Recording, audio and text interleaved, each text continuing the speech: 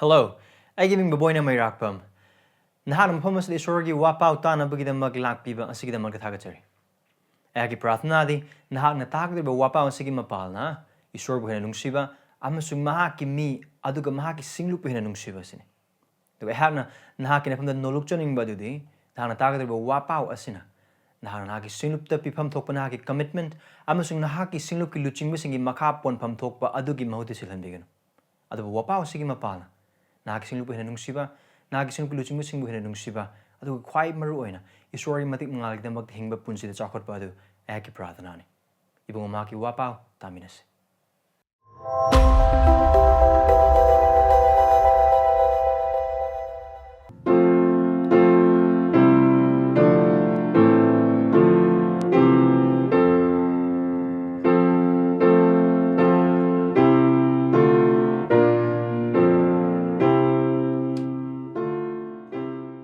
Koi Esorda changjaduna haijaminasi Esorda ki pangal nisi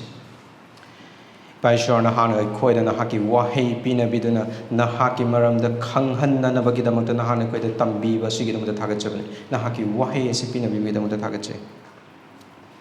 aduga pa nahaki wahi asigi mapalna ekoina Jesu Christ bu ujabada Jesu Christ bu khangjabada Jesu Christ bu chetna konjabada Jesu Christ ki manakte hena chensin jabada nahana koi bu pangbiyo aduga wapau sigi mapalna si Esorna hana Jesu Christ aikoi da una na bagida ta pangbiu shandokadaba amachung tagadaba khuding make mathakte ipana haki pangal aduna akoi da pangbiu na haki pangal nijabani haijaba singa si Jesu Christ gi mingdani amen nongmai na gi gari machada pochai arumba mayam ama puraga yum da hale yum yoramdai aduda aigi gari gi mamang chaka gi bearing adu kai gre pochai jo arumba hapiba mamang chaka gi bearing adu kai graba thau basu yadraba in basu yadraba tanja amaka koiki ado matam aduda su numit takre workshop kariyam ta hangre dukan jingje ejung haktang da tobam khangda badagi John ko to phone toraga John ai matiam ta pangbi da yandre John thoklai aduga mangwanda aigi pochai arumba makai sing adu magi gari da hapkatle aduga idu gari du thauba yabra yenge haina tauba thauba matam da su gari du yadre thauba su yadre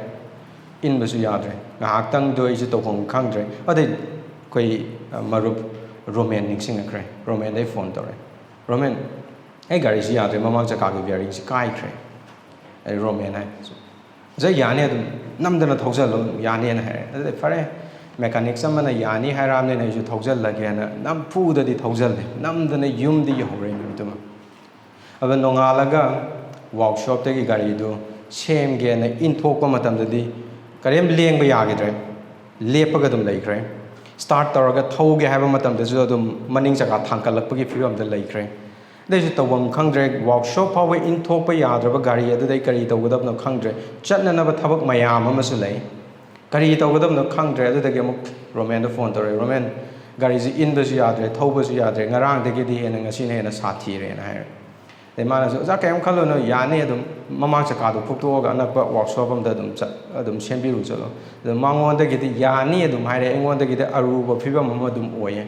adu phare mana yani haira bane na aisu gari mamang chaka du phuktok na na bagi da makta khulai thi ba workshop sing da chale workshop kana amta na pibiraktre maramdi ai kanano khangdabagi kona tungda de numit taram dai adwai jaga du de workshop amana chanbi dana engona khulai sing adu pibire adena chaka du fuktok le aduga mokoi de shemhalle shemaba matung dagi de gari du yare hana gi fibam da amuk hanjale ai chatkadaba thabak sing asmaina adum chatke hoi masi gari ni yaraktaba matam da de koi workshop ta changa ga shemba yai aduga koi gi akai ba mafam sing adu amuka inau nau na handok pa yai yadaba part sing adu ahan ba hapchilaga shintok pa yai adugo miyoi ve khoi gi kairaba thamoi asidi kanana mention bigadori super glue na nappa yaroi pamna miyoi ve khoi da shock halaba khoi gi punsi asidi kanana handok bigadori bana madugi wahang aduga loinana khoi Ruth chapter 3 amasung 4 asida punni yangminase ngasigi wapaw asigi main oiba idea main point adu dia sini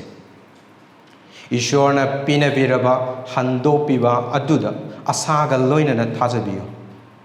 Maramdi Esorgi nungsibadi lengdraba nungsibani. Dong asigi title adudi Handokpiba redemption aduni. Ruth chapter 3 amasung 4 asida ena saruk ahum thokna khaidoe.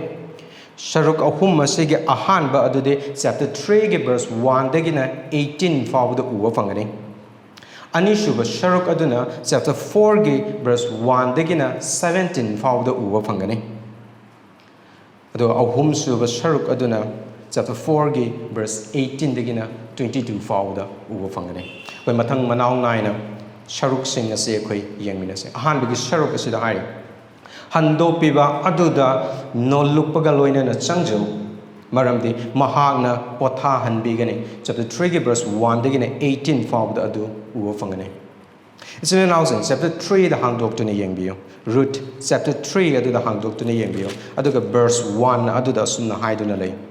Adudagi mahaki manembok Naomi-na mangonda haiki imagi vema nahaki yaifanava aina nahaki damak pothafam thiroidra. Masida ahan bagi wahai esi adudagi haiba wahai esi na hawi. Masina takpadi masigi wari si ahoba ama nate annova wari ama nate adugu chapter 1 amasung chapter 2 aduda likraba wari sing adugi makha tarakpani haiba khangba ngame. Chapter 1 amasung chapter 2 aduda Ruth ki amasung Naomi ki kham thengna waraba matam aduda Boaz ki mapal na Esorgi pinahaiba adu uwa fangkrai. Makoina chara henba matam aduda Boaz ki mapal na makoida chana thaknaba pikhiba adu uwa fangkrai. Matam adudagi Naomi ki hanglaba thamoy aduda asa khara uwa fangkrai. Madugi asasing aduna maram oiraga chapter 3 asi Europe matamdadi Naomi gi thamoida Naomi gi character da Naomi da karigumba awon ba karigumba ahong ba khara uwa fangkre. Mamang dadi Ruth na mahaki manembok Naomi aduda fau charong khunna nabagi damakta haiba matam adudadi Naomi na mangonda section wahai sing haikide adugi mahutta chalo haina thadokhi adubu yengse hojikti Ruth ki yaifanabagi damakta thaurang langduna section wahai sing mangonda pareng lenglagi si tawba yai si tawba yade sumaina chatlu si tawgadabani haiba instruction aduga madugi care aduga loinana Naomi na Ruth da piba horae Naomi na hairae imagi vema nahaki yaifanava aina nahaki damak pothafam thiroidra. Naomi na mamau nupida haining liva asi Ruth asibu anoba nupa amada anoba luhongba amaga loinana nupa adugi makhada mahaksi nupa adugi yengshin bibagi makhada nungaina amasung pothajadana laibase mahaki manemboki apambane adu mahaki ashane Maramaduna nahagna anoba luhongba adugidamakta aina thaurang tawbam thoe nahaki yaifanana bagidamakta manembok ama oina madugi thaudang adu aina lawfam thoe hojikti Ruth kidamakta thaurang langba hore ahanba thaurang de Ruth Boaz ase makoi gi khwaidigi naknaba handokpibani haibadu takli Mongoda Nixing Hale, verse 2 the Yangse Nahagna Mahaki Leisabi Senga, Loina Ruba Boaz, Ado Aikoigi Naknaba, Mari Mata, Natra. Masida Manembok Aduna Ruth, Aduda, Boaz Asi Quaidiki Naknaba, Mari Mata, Handokpani, Haibadu Kaptang Nixing Banate, Aduga, Wahang Amasuni Mahana Mafamsi the Hangise. Madugi Wahang Adugi Paukum Adudi Mane. Boaz asi kwaidigi naknaba handokpiba nupa aduni. Masida Naomi na okay. Adu already fare. Ay nangoda why? Boaz asi kwai akoigi kwaidigi naknaba handokpiba mari mata ama oirabadina hojikti ay nangoda why ge na munna taw. Masi kwaidigi maru oiba why ne masi kwaidigi maru oiba pauta ni ay nangoda haige dirse. Na kong thangjalo munna taw. Mahang asi ahing barley yefamda barley humli. Boaz adu labuk tu salaga thabak tawri. Adus grama matamda ahingda. Ahingi liri ban nungshit aduda Boaz na mahaki barley pairaga laibasing adubo karigumba kotnaba amana kokhatlaga nungshita humkatle. Aduga nungshit aduna mahaki phawam sing adubo paithokraga maru changbasing adu Boaz na lokli. Ahingi matam aduda. Naomi na makatare verse 3 da yengbiyo. Verse 3 as the Naomi na makatare maram aduna nahag na iruza thoglaga thau taiduna nafi naron shachilu aduga barley yefam aduda chatlu. Maram aduna masidagi Naomi na mangonda haire ibasi karino haibo iba taragadi Boaz na labuk ta ngasi ahing laibagi tanja asi nahaki damakta di golden chance ne. Masigi tanja asi manghalogumse masigi tanja asi mangkibo oiba tarabadi aikoida achauba akaiba ma oirakane maram aduna Naomi na Ruth ki damakta kariguma mission namagi damakta plan taw horai masigi achaba matam asi manghangumse ada mahana haire iruza tholaga thau teshalo aduga fi chachalo Ezekiel chapter 16 verse 9 amasung 10 gi matung inadi Luzaduna thau taishalaga firon setpa haibasi luhong bagi thaurang tawbane. Nupi amana luhong na nabagi damakta thaurang tawba adubane. Adubu mapuroi ba kaina rabi Ruth ke damakta di irai laiba thabak amadi natte. Lukrabi amana luhong bagi fijol setpa haibasi arai ba thabak natte. Amarom da haragade mahana oiriba lukrabi oiriba adugi onna tainabada mahana fizol sing adu set kadoribane aduga amuk makhatare Ruth na tawroidaba thabak sing amuka makhatare mahana tawroidaba sing adudi karino haibo ibataragade mahana chaba Boaz aduna chaba thakpa loidriba fawba nang lei haiba khanghan makoina tawgadoriba mission asi yamna luba aduga kanamta khanghandaba aduga ahing nongyaida tawgadaba mission amaka koire karigumba masida Boaz aduna masibu khangkiba oiba taragade koina tawgadoriba mission asi mai paaroi masi fail oirani kari amata kanaroi aduna yamna maruiba yamna luba mission amani karigumba khangakpa oiba taragade mission loina kaigani Ruth na tawgadaba ado hena lusalagli lukrabi amana luhongbagi fizol shetpa adu khaktanate mathangdadi mahangna tawgadoriba thabak sing adu hena aruba hiram sing oire tawgadaba thabak sing oire irai laiba amu oiraktre tawgadaba sing adude Boaz ki tumpham khangdokpa aduga mahaki khuyagi fe haidoklaga hipkadabane masida ahing nongyai aduda nupa amana tumliba mafam aduda changaga mahaki khuyagi fi haidokpa haibasi araiba thabak amadi nate karigumba apaba aikhoigi pukningda aikhoigi wakhalda wahang mayam ama thokpa ya karino Naomi na mamong nupi sibu shili sibu ahing nongyai aduda mahak sibu namdana kaina katlan gadoriba tawri sibu adugi wakhal fawda fawakpa ya aikhoida adugu ningsingbiyo Naomi kanano Ruth kanano Ruth thajaba jetpi khongfam jetpi nupini aduga Esorgi lengdraba nungsiba adubu mahaki punchina mahaki leiramba hanagi mari matasing mahakne inaramba mahaki leijaba khuding mak thadoktuna mahaki manembok amasung mahaki mapuroiba leikhidraba adugi damakta leiba lengdraba nungsiba adu Ruth lei Manembok ke wahai sing mahang hiktok mahaki punsida yamna aruba mahang tauba ngamoidaba thabak mayamam oiba taragasu mahaki manembok ke wahai sing adu mahang kari amate hiktok te aduga haire verse 5 nahagna aingonda haiba pumnamak aina tauzagane tamoyam chet na pini Verse 6 amasung 7 sida punna koina yengba matamda nasagi mahaki manembok na hai kiba plan sing adu fizol shachanba aduga Boaz ki tupham khangdokpa mahang tumingai matam aduda mahaki fi khuyadagi haigatpa aduga mahaki khuyada tumba hairiba hiram khudimakase Ruthna amata chithadana loina pangthoki. Verse 8 yorokpa matamdadi Boaz nan ahing nongyaida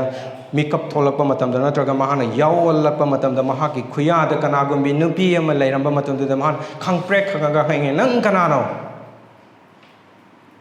adura Ruthna khumdaki. Verse 9 munnamta yengbiyo chapter 3 gi verse 9 aduda maramdi ngasai gi now kanona mahaki manempok aduna shilakhiba mission mahakna makoina ahing nong yaida lona tawkhiba mission adugi hojikti verse 9 asigi mapalna aikoina khangba ngamlagani makoigi khwaidagi machin tumba mission adugi khwaidagi machin tumba climax adu verse 9 asida ubo fangani verse 9 aduda mitfam thamduna yengbiyo. Verse 9 aduda sumaina hai mahangna hangki nahak kanano mahangna khumki ai nahaki nanai nupi Ruthni masida hairiba ayamba matamda Ruth ke mahaki identity mahaki shakta gase Moabite ningol Ruthni haina masaktai aduga karigumba matamda mahakchi lukrabi ama waina masaktai aduga mafam asidade adugi hairiba identity makhaising adu kari amata yaude aduga masida hairiba se nanai nupi Ruthni mahana mafam asida hainingi base Boaz aduda mahakchi kanano haiba tai yamna ikai khumna baga loinana madudi Ruth amasung Boaz ki marakta luhongba yaroidaba pal amata leite mabani ki marakta launa leinaba yadaba pal amata leite makha tarakpada maram aduna nanai nupi aigi thakta nahaki phi shupiyu masida mahana haining iba loan adudi karino haiba taragade makhoigi imungbu handokpiduna mahaki miteng makhada leinabagi damakta proposal ne masida haining iba se Ruth ki aningba apamba aduga mahaki oijaba thinanabagi damakta Boaz adugi manakta changakhiba nate adubu Elimelech mahaki mapuroiba mahaki makubok nupa singna laikhidraba makoigi imung adubu handok nanarwagi damakta Ruth adugi punsi adu loina kathoklaga makoigi imung adubu handok nananabagi damakta Boaz ta changakhiba mission ne madugi proposal ne amarom da haibo iba taragade ashamba lon da haibo iba taragade nahakna chanbiduna eikoigi imungbu handok piyo pakhatani yengsi maramdi nahak handok pinaba eikoigi khwaidagi naknaba me adune hojikti mayek shengle naumena Ruth pu kaina kananabagi damakta natragna tongan ba wakhalon amagi damakta mahakpu Boaz ki mafamda ahing nongyaida tharakhiba nate adubu makoigi imung adubu handok pinanabagi damakta ashengba handok piba adugi manakta tharakhibani haibada aduga mahaki manakta chatpa matamda handok pinanabagi damakta handok piba adugi manakta chatpa matamda Ruth mamal ama hektada piduna napal amata yaudana chatkhi Ruth ki thamoida sumaina khalambasi ai aigi ipuroiba leitraba tarabasu aigi ijat leina hinge ai kanagumba amatagi mafamda ai laluba kariyamta leite I am someone ai kanagumba amane karigumba aina toriba thabak sing ase samasna aingonda aranba mijeng gianglakani maram aduna inempuk nangna hairibadu yam phajaba wahai ngaktani adubu ai masi tauba ngamoi haraga mahak leithokkhide madugi mahuta mahak masana masabu yamna nolukchaba amaga loinana mahakna manemboki haive induna handokpiba adugi manakta chakhe mangoda akiba amata leikide ikaiba amata leikide aduga amarom de yengse Ruth na toriba thabak sing ado yamna luba yamna waba irai laina toroidaba thabak ngaktane maramde luhongdriba lukrabi amana luhongbagi fizol shet kadawani mahak shet ke mangonda napal amata yaudane ikaiba amata leitana mahakna mahaki kanbiba mapu handok pigadaba adugi khuyada changjaki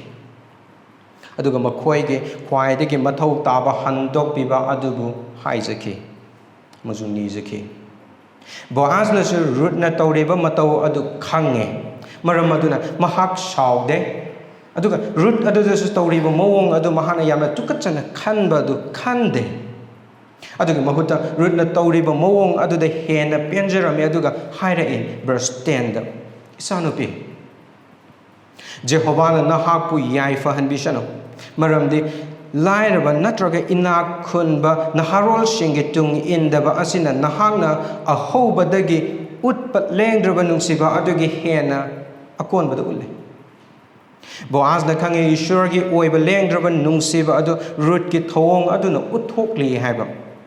Maramdi naha oibigi apaiba wakal phajan bangamdraba nupi oibigi naha oibigi pukning wakal aduna mahakna tawrakhiba nate adubu masagi oijaba thadoktuna mahaki laikhidrama mapuroiba amasung Elimeleki imungbu kanjana nabagidamata changjarapani haiba Boazna khange. Aduga mahakna mamangda masagi majati thadoktuna lakhiba adudagi makhoigi imungbu kanjana nabagidamata changjarapa asina hena Esorgi lengdraba nungsiba adubu Ruthna uthokli. Boazna su mahapu dharma chenbi nupini haina sinthanaki. Makha tarakpada verse taragani toy verse 12 aduda yengbiyo. Verse 12 asi Europa matamdadi aikhoigi pukning langtapna hale. Maramdi Boazna Ruth ki proposal adubu yaba ngamdri. Maramdi Mangondagi hena naknaba atopa handokpiba ama leile. Ekhoina pambasi Boaz amasung Ruth asi mabani thungnajaduna handokpagi punchi adu ekhoina uba pami maramdi hek horakpadagina chapter 2 adwaidagina yengakpa matamda mabani gi relationship build tawrake. Aduba hojekti mabani gi marak aduda atopa Boaz tagi hena nakpa atopa mari ama leirami. The Boaz na mangonda themjin biduna hairake na hakki gano. Adugi mahutta potharo maramdi Ruthna handokpiba mathau taba khangaduna handokpinanabagidamata handokpinaba adugi manakta chatpa akiba amata yauduna chatkhiba mahana handokpinabigidamata tawkhiba thabaksing aduna Ruth kidamatadi pokle. Adubu handokpibagi thabak tawgadaba adudi Ruthna nate handokpigadaba adunane. Handokpigadaba adugi thabaksing adudi watli handokpiba adugi mathodi watli makhoina handokpidriba fauba makhoidi pothararoi makhoigi thabaksing adu mapung phadriba faubade handokpiba adu thabak leploi aduna hojikti anishuba warol anishuba hiramsing aduda amuk yengse chapter 4 gi verse 1 digina 17 fauba sida anishuba hiram adu takli Handokpiba aduna masana yana handokpigani maramdi mahak pukchel chawe. Chapter 4 is Europa matamdadi Boaz tumina leive yadre mahaki thabak apumba loinaba huntoklamle mahaki tawgadaba thabak sing adu loina huntoklamlaga shahargi thongjau de chattuna phamkhre. Shahargi thongjau hairibase mafam adu yamna chawba mi yamna tinba yaba mafam amane aduga makhoigi Bethlehem da leiriba mishing adu ayamba hujiki shahargi thongjau adu da pulli mafam adu da wayen bagi thabak sing tawe adu khaktasunate pot chai yonthok yonjen gi lalol itiki thabak sing mafam adu da tawe maram aduna ayuk ngantana hogalaga Boaz aduna mafam adu da chattuna famaga laikre aduga mahana tawriba adu just Miriam ama oina fambanate mahana haikiba atopa handokpiba nupa adubu ngaiduna leibane aduda mahana haikiba atopa nupa handokpiba adu thengnare ure aduga mahana haire laishallaktuna mafam asida phambiyu aduga mahana famthare aduga shahar adugi ahal laman tara su mahana kauduna phamhalle makhoi tara adu kauribagi maramde mabani na sanagadaba wari adugi shakhi oinanabagidamaktane chapter 4 verse 3 aduda yorokpa matamdadi makhoina khannagadoriba hiram adugi matangda atopa handokpiba aduda Boaz na haiva horake mabani gi wari adu sanaba horake maduda Boaz na mangonda haike Moab Lebaktagi Halaklaba Naomina Eikoigi Ichil Inau Elimeleki Lam Machet Ama Yoli. Leviticus chapter 25 verse 25 ki matung inna naknaba handokpiba aduna lamsu leigadabani kanagumba ashonba kanagumba lairaba kanagumba leitaba oiba taragadi magi khwaidagi naknaba mari mata aduna mahaki lam adubu leiduna handokpigadabani Boasna mahaki aningba amasung mahaki matungina mahaki apamba mahaki kuchida thauram sing asi pangthokte aduba Boasna Esorna haikraba mahaki wahai amasung Israel gi chanavigi matung ina mahangna thajaba yana thabak sing adu pangthokli aduga amuka hairae ahal singi mamangda lam adu leibiyu maramdi nahana khwaidagi naknaba handokpiba adune Maramdi Makoy Ahal Singadu Mamang, the labor of Bataraga, Makoy Mamang, Shaki, Wayhona never get a material. Adugamuk Katare, Karigumba Nahana, Handok pinning labadi, Handokpio, Masida Mahana High Rivasi, Nahana Handok ning labadi, Handokpio, Namdana Makoiba, Handok Navagatamata, Hivanate, Nahana Palm Dobo, Bataraga, the Kershu Kaide, Palmbo, Bataraga, the Nahaki, Tamoina, Ningbagi Matung inna, and Ningba Adu Pangto O Hina Hivan. Aduga Mahak. Aduga makatare karigumba nahakna handokpining drabade engonda hairau maramdi ai leiri makoigi damakta mafam asida jo koina uwa fange nahakna handokningba oiba taragada handokpiu masi force nate masi nampu da haiba nate adu karigumba nahakna handokningdaba oiba taragasa engonda haibiyu maramdi ai handoksage masina se tagli Boaz ki puksel chawba adu mafam asida su aikoina uba fange aduba atopa handokpiba nupa aduna de hauji phawda makoibo handokpigani haibagi achetpa thajaba adu leire Israel gi sanabigi matungina handokpiba haibase lam adugi mapu oiba khakta nate lam adubu leiba khakta nate adubu leikidraba nupa aduna thambiramba mahaki nupi aduga adusu lowgadobne aduga Laikidraba nupa adugi mamingda Chadan Nauda Tambiram Lagadabane Boaz na makatare aduga haire Nahana Naomigi Kutagilam adu Laiba Matamda Shikraba me adugi Fangfam Topada Mahaki Maming Laihonaba Mahaki Nupi Moab Ningol Ruth Busu Laigadobane Verse 6 asi Europe Matamda Atopa Handokpiba nupa aduna bhab tare Oh, Aina Handoka the Rivasi, Aina Lega the Rivasi, Lam Adu Katanate, Aina Lega the Rivasi, Makoina Tambira but Nupi Adusune, habit to Mahak Bhaptare. Aduga Mahaki Punging one train. Maram de Mahana, Wega River Makashing Adu Bhaptarak Pamaramna, Mamang the di Mahana Legani, Haina Lepkibado, Hauzikti, later Roy, Haina Hydolacre. Maramdi kanagumba imung ama handokpiba haibasi mamal yamna yame aduga ishagi oiba kathokpa changi maramdi kanagumba imung amabu aigi imung amagumna yokba aduga madudagi tarakpa chadano dasing adu aigi oiba nataba shikraba mi adugi damakta oiba haibasi araiba thabak ama nate maramaduna ngasagi kwaidagi natnaba handokpiba nupa aduna madu bhap tarakpadagi mahana haidoraklai Ai Ishagi the Matamadu Handopangam Loi. Aduga Mahaki Handokpibagi Hak Adu Boasta Shinakre. As I Boas na Haikibido, Nahaki, Aning Boy Bataraga de Nahana, Handokpio Karigumba, Namoida Boy Bataragade, Engon the Hai Kankalo, Maram the A Handoksagi. Maramaduna, Nasagi, Quaidig in Nanabanupa Aduna, Boasta, Madugi Hak, Madugi right Adu Boasta Sinake.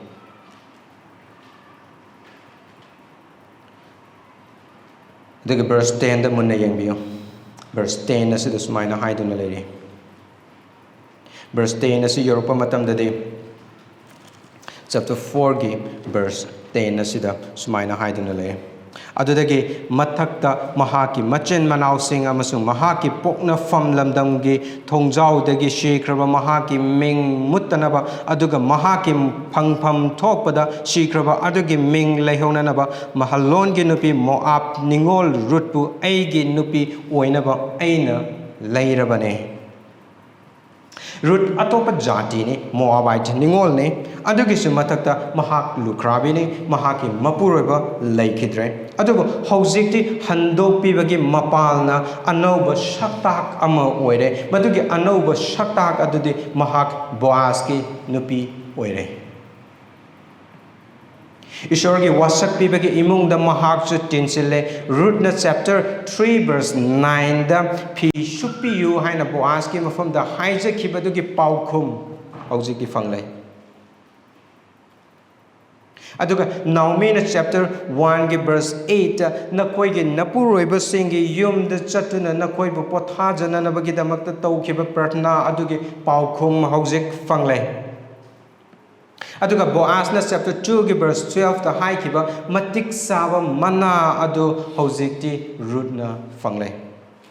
verse 11 asida yengba matamda puksel chawa Boaz na handokpibagi mapal na Ruth Boaz ki imung da taram na okle aduga ahal sing aduna mahapu Israel jati gi semgat khiba Rachel amasung Leah gumna oina nabagi damakta bor piri Amaromdana Boaz ki imung na Judah ki khwaidagi maru oikiba chada nauda Perez gumna oinabagi damaktasu bor piki verse 13 da munna mutagi yengbiyo Ruth ki apumba wari asigi marum da thabak tauramba Jehovah adu hojikti marum adu dagi thoglakre mahak safong lakre Padargi marumda thabak tauramba Jehovah adu hojikti mamangda thoktuna ulakre aduga Boaz amasung Ruth ki machanipa Jehovah na pibiki verse 14 adu dasu yengbiyo makha tarakpada Naomi na akhaba ama oina Bethlehem da halakpa matamda Chaktangba adudagi Bethlehem da halakpa matamda mahana akhaba ama oina oiringai matam aduda Bethlehem da lairamba nupi singna mangonda hangbikiba adugi nupi sing adu hojikti nungaiba pau ama puraga makoi da laki Naomi gi mafam da laki aduga hairek e Jehovahbu thagatchase Ruth na Naomi da utkiba lengdraba nungsiba Boaz na Ruth da utkiba lengdraba nungsiba Boaz ki pukchel chaw na kathokpaga loinana handokpiba Ruth amasung Naomi da macha nupa ama pibiba khodimak asigi matik adudi Jehovah Esorgi ne madumagne nupi sing aduna mafam asida hairikse thoiba khudingmak asigi matik adudi Jehovah Esor khaktane maram aduna Jehovah Esor thagatchase Verse 14 da dum metham thambi se verse 14 adu da munna mukta ge yengbiyo makha tana mafam sida haire Boaz khakta naknaba handokpiba natte adubu angang aduda mai onsilatuna khwaidagi naknaba handokpiba adu oire ngasaidagi akoini yengakpa matamda de Boaz adu Elimelech imung adubu Ruth lobagi mapana handokpire adubu hojikti verse 14 asi Europa matamda handokpiba adu Boaz khakta nate adubu angang aduda mai onsilakli nupi sing aduna Naomi da hai mahakna nasagi nahakbu naknaba handokpiba yaudana thambidri masida yauriba nahakna handokpiba asi Boaz nate adubu angang adune matau karamna khangina karam haina handokpiba adu angang sini haiba matau karamna khangina adudi verse 15 gi loirakpa du da hai aduda hairibase nahakpu nungsiva namau nupi Naomi na pokpane masida hairiba handokpiba ase Boaz nate adubu Ruth na pokpa angang adune haiba khangba ngame angang aduna hojikti Elimelech mutluraba dhara adu amuk hanna handokpire Naomi gi ihang hanglamba adu hojikti angang aduna maram oiraga pumthan thalle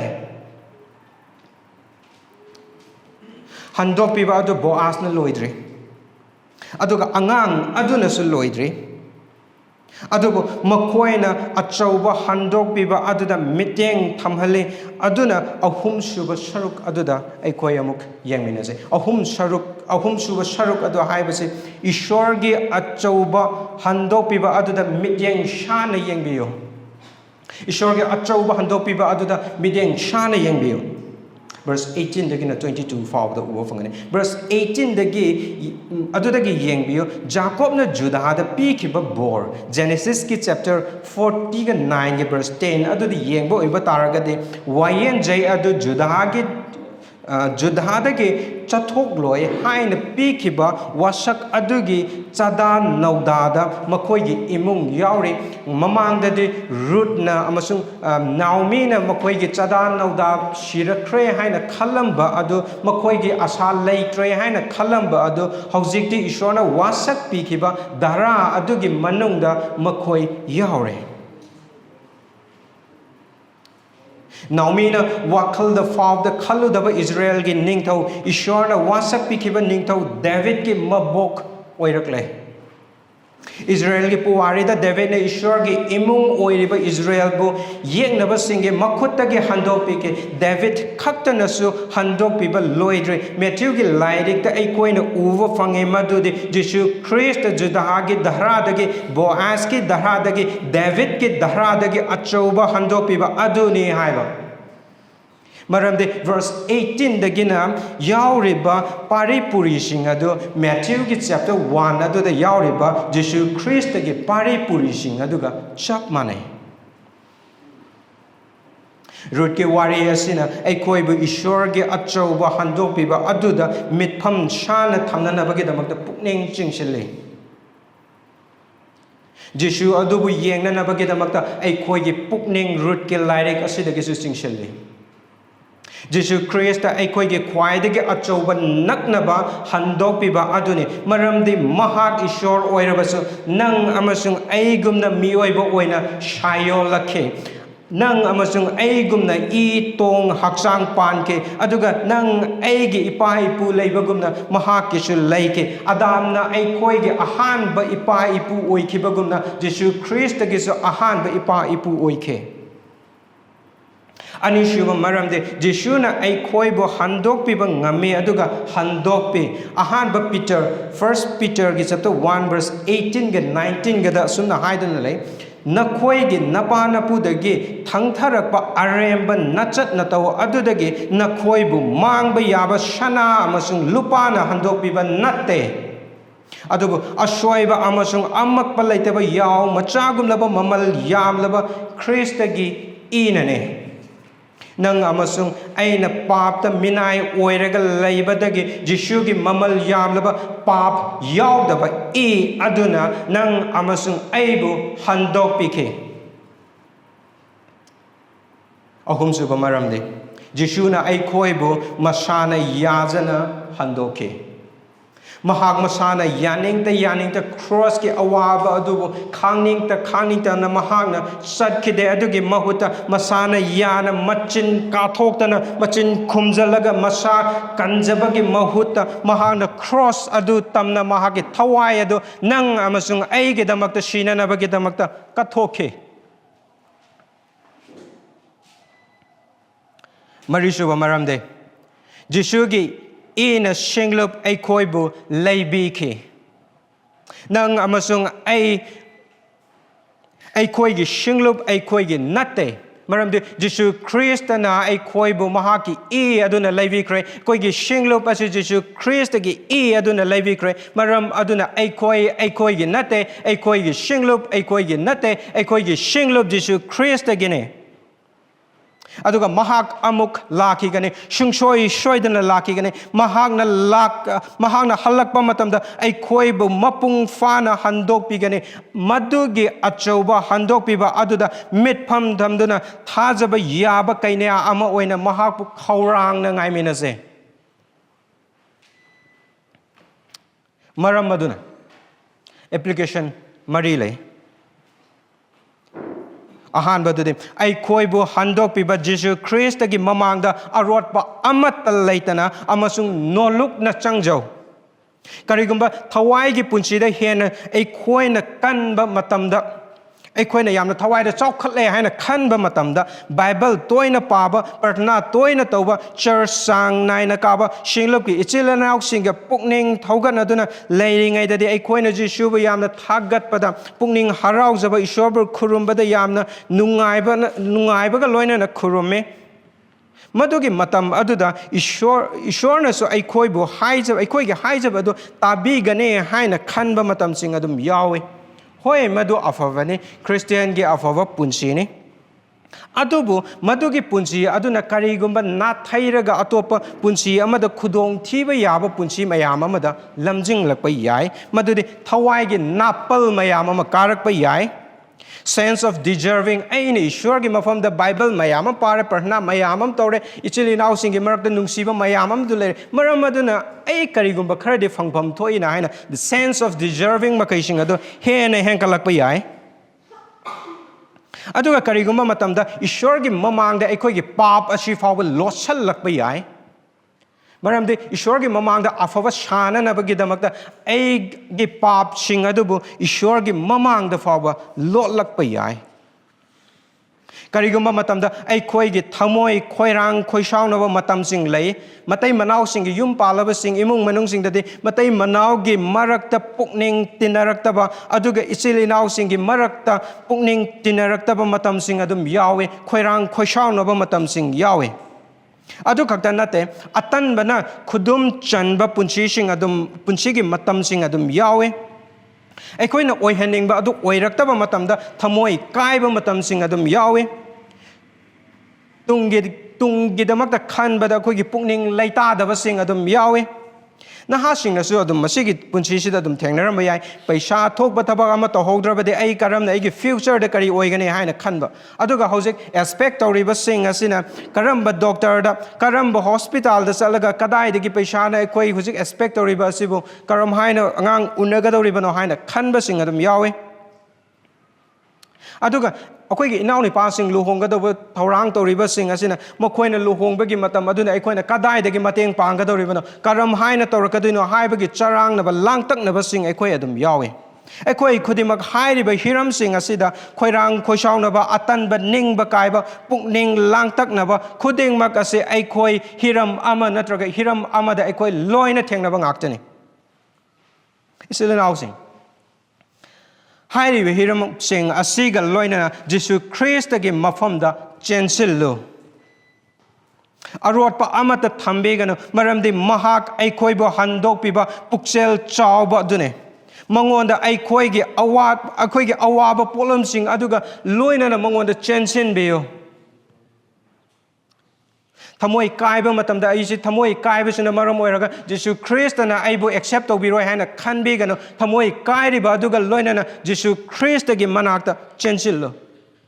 ꯀꯔꯤꯒꯨꯝꯕ ꯑꯩꯈꯣꯏꯒꯤ ꯄꯥꯞ ꯏꯁꯥꯒꯤ ꯄꯥꯞꯅ ꯃꯔꯝ ꯑꯣꯏꯔꯒ ꯑꯩꯈꯣꯏꯒꯤ ꯃꯐꯝꯗ ꯏꯁꯣꯔꯒꯤ ꯃꯐꯝꯗ ꯆꯪꯖꯕ ꯀꯤꯕ ꯑꯣꯏꯕ ꯇꯥꯔꯕꯗꯤ ꯀꯤꯕꯤꯒꯅꯨ ꯀꯔꯤꯒꯨꯝꯕ ꯑꯩꯈꯣꯏꯅ ꯇꯧꯔꯤꯕ ꯄꯥꯞ ꯑꯗꯨꯅ ꯃꯔꯝ ꯑꯣꯏꯔꯒ ꯖꯤꯁꯨꯒꯤ ꯃꯐꯝꯗ ꯆꯪꯖꯕ ꯃꯇꯤꯛ ꯆꯥꯗꯦ ꯈꯟꯕ ꯇꯥꯔꯕꯗꯤ ꯄꯥꯞ ꯑꯗꯨꯒ ꯂꯣꯏꯅꯅ ꯃꯉꯣꯟꯗ ꯍꯥꯟꯅ ꯆꯦꯟꯁꯤꯜꯂꯨ ꯄꯥꯞ ꯑꯗꯨꯕꯨ ꯂꯥꯟꯊꯦꯡꯅꯅꯕꯒꯤꯗꯃꯛꯇ ꯖꯤꯁꯨ ꯈ꯭ꯔꯤꯁꯇꯒꯤ ꯃꯐꯝꯗꯒꯤ ꯃꯇꯦꯡ ꯂꯧꯕꯤꯌꯨ ꯖꯤꯁꯨ ꯈ꯭ꯔꯤꯁꯇ ꯈꯛꯇꯅ ꯄꯥꯞ ꯑꯗꯨꯕꯨ ꯂꯥꯟꯊꯦꯡꯅꯕ ꯉꯝꯒꯅꯤ ꯏꯆꯤꯜ ꯏꯅꯥꯎꯁꯤꯡ ꯑꯩꯈꯣꯏꯕꯨ ꯍꯟꯗꯣꯛꯄꯤꯕ ꯖꯤꯁꯨ ꯈ꯭ꯔꯤꯁꯇꯒꯤ ꯃꯅꯥꯛꯇ ꯆꯪꯖꯕꯗ ꯈꯥꯒꯗꯕ ꯄꯜ ꯑꯃꯠꯇ ꯂꯩꯇꯦ ꯖꯤꯁꯨ ꯈ꯭ꯔꯤꯁꯇꯒꯤ ꯃꯅꯥꯛꯇ ꯆꯪꯕ ꯃꯇꯝꯗ ꯑꯩꯈꯣꯏꯒꯤ ꯑꯀꯤꯕꯅ ꯑꯩꯈꯣꯏꯒꯤ ꯏꯀꯥꯏꯕꯅ ꯅꯠꯇ꯭ꯔꯒꯅ ꯄꯥꯞ ꯑꯗꯨꯅ ꯖꯤꯁꯨ ꯈ꯭ꯔꯤꯁꯇꯒ ꯑꯩꯈꯣꯏꯅ ꯆꯪꯖꯕ ꯃꯇꯝꯗ ꯈꯥꯒꯗꯕ ꯄꯜ ꯀꯔꯤ ꯑꯃꯠꯇ ꯂꯩꯇꯦ ꯃꯔꯝ ꯑꯗꯨꯅ ꯑꯩꯈꯣꯏꯒꯤ ꯑꯋꯥꯕ ꯑꯩꯈꯣꯏꯒꯤ ꯊꯃꯣꯏ ꯑꯀꯥꯏꯕ ꯑꯩꯈꯣꯏꯒꯤ ꯆꯔꯥꯡꯅꯕ ꯑꯩꯈꯣꯏꯒꯤ ꯄꯥꯞ ꯈꯨꯗꯤꯡꯃꯛ ꯑꯗꯨꯒ ꯂꯣꯏꯅꯅ ꯖꯤꯁꯨ ꯈ꯭ꯔꯤꯁꯇꯒꯤ ꯃꯐꯝꯗ ꯆꯦꯟꯁꯤꯜꯂꯨ ꯃꯔꯝꯗꯤ ꯃꯍꯥꯛ ꯄꯨꯛꯆꯦꯜ ꯆꯥꯎꯏ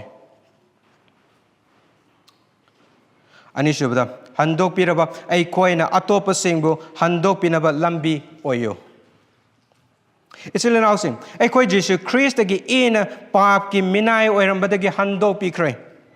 ꯖꯤꯁꯨ ꯈ꯭ꯔꯤꯁꯇ ꯈꯛꯇꯅ ꯑꯩꯈꯣꯏꯕу ꯍꯟꯗꯣꯛꯄꯤꯕ ꯃꯄꯨꯅꯤ ꯑꯗꯨꯒ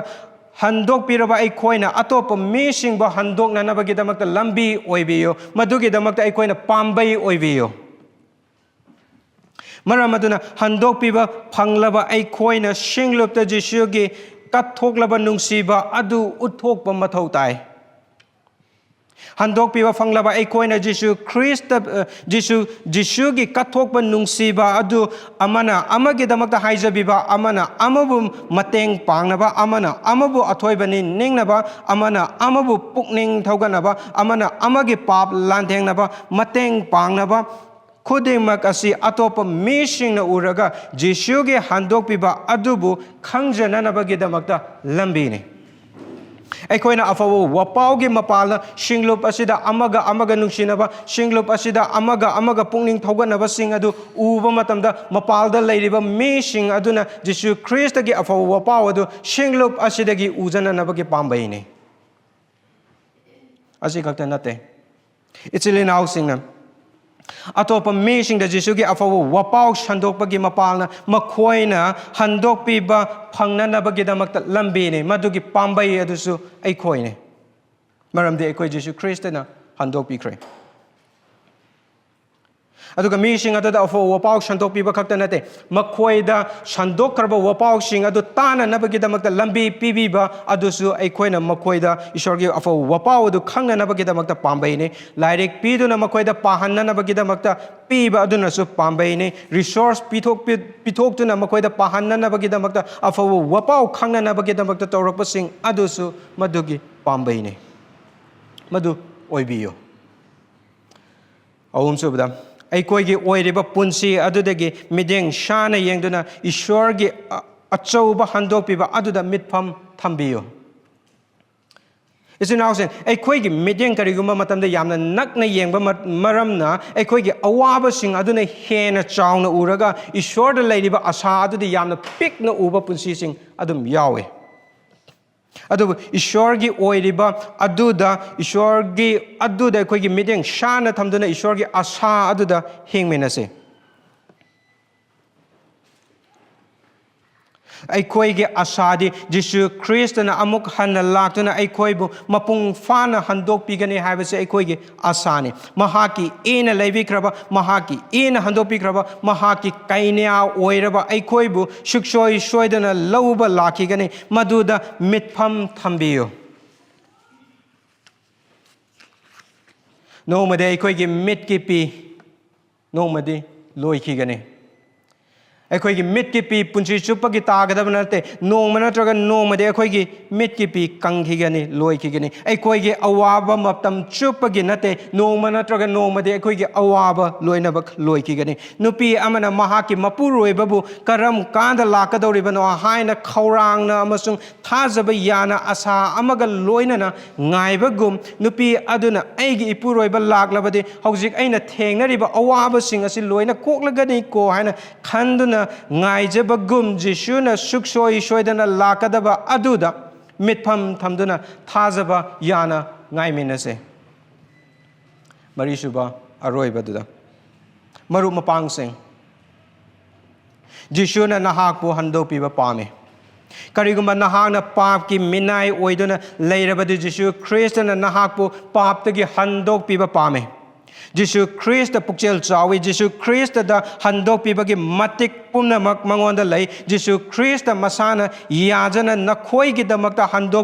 handokpinaba mamal oina cross da nakhoigi damakta mahaki punsi adubu kathokhe masana yajana maramana nakhoina paptugi pungning hongduna Jisu da nakhoigi pap haidok chaduna mangonda pukning hongduna Jisu Christ da changjarakpa Jisu Christ gi apambane Jisu Christ na nahapu handokpiduna mahaki imungda mahaki kainea oina mahaka leminaba Jisu Christ gi apambane Jisu Christ na kauri sinaw sing Jisu na ai khoigi akaiba thamoi handokpinaba ngame aduga papna shokhalaba punsi papna shokhalaba aikoigi punsi asibu Jisu Christ na handokpiba ngame shorda haijase by shor na puthaga chaina hana aikoida Jisu Christ pinabiba gidamakta Jisu Christ gi ena aikoiba handokpiba gidamakta na puthaga chabane aduga nahakbu handokpiraba aikoina atopasingbu handokpinanabagidamata nahana aikoibu mateng pangbiyo ꯑꯗꯨꯒ ꯖꯤꯁꯨ ꯈ꯭ꯔꯤꯁꯇꯗ ꯑꯩꯈꯣꯏꯒꯤ ꯄꯨꯟꯁꯤ ꯑꯁꯤꯕꯨ ꯉꯥꯖꯕ ꯖꯤꯁꯨ ꯈ꯭ꯔꯤꯁꯇꯗ ꯃꯇꯝ ꯆꯨꯞꯄꯗ ꯆꯦꯟꯁꯤꯟꯕ ꯄꯨꯟꯁꯤ ꯑꯃ ꯑꯣꯏꯅꯅꯕꯒꯤꯗꯃꯛꯇ ꯅꯍꯥꯛꯅ ꯑꯩꯈꯣꯏꯕꯨ ꯄꯥꯡꯕꯤꯌꯨ ꯅꯍꯥꯛꯀꯤ ꯋꯥꯍꯩꯅ ꯊꯕꯛ ꯁꯨꯕꯤꯌꯨ ꯍꯥꯏꯖꯕꯁꯤꯡ ꯑꯁꯤ ꯖꯤꯁꯨ ꯈ꯭ꯔꯤꯁꯇꯒꯤ ꯃꯤꯡꯗꯅꯤ ꯑꯥꯃꯦꯟ